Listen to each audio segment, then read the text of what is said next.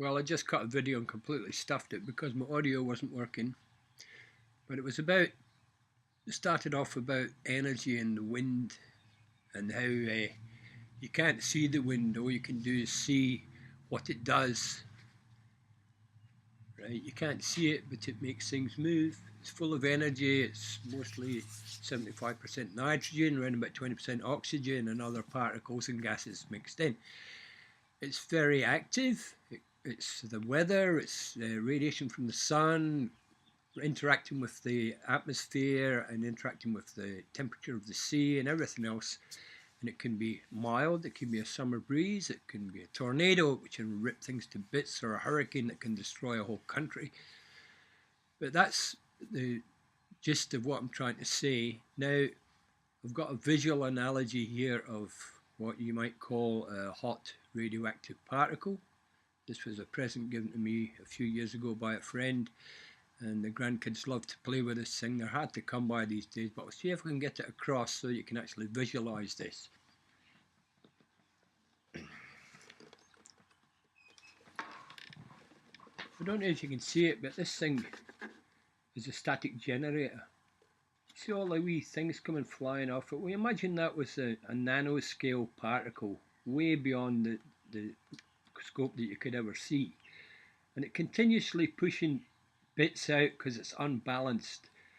It's pushing out neutrons, and it just wants to get balance. It wants to retain balance, and it will keep doing that for all of its life, which couldn't be just days, months, years, billions of years, but it'll keep doing it until it retains balance and changes itself into something else which we can all live with.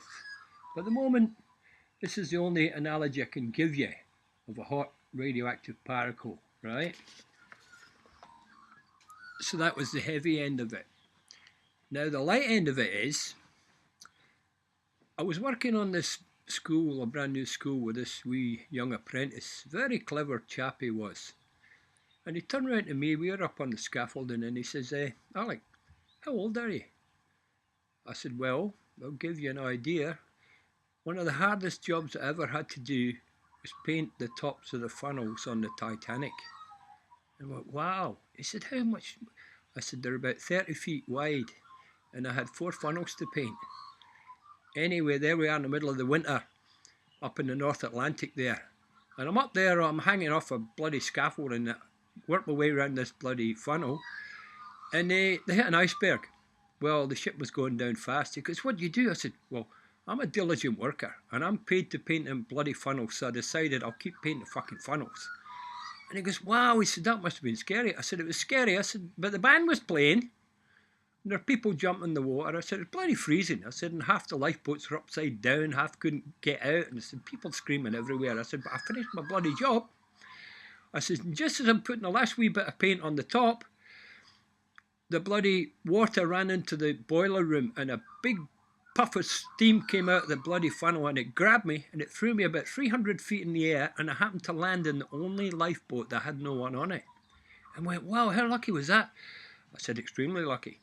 He said, what happened then? I said, well, it was pitch black, and I could hear people splashing around in the water and screaming. And he goes, did you help anybody on board? I said, no, fuck away. I said, it was my lifeboat. I just got the oar and shoved him under. He goes, how nasty was that? I said, well, that's how it happens. It's survival, pal. You got to survive. And he goes, what happened next? I said, well, because they're splashing so much, they got me all wet. Well, it was like minus 20 degrees centigrade. I just lay in the bottom of the boat and froze to fucking death. He went, are you kidding me? I went, game over, eh? Kids, eh?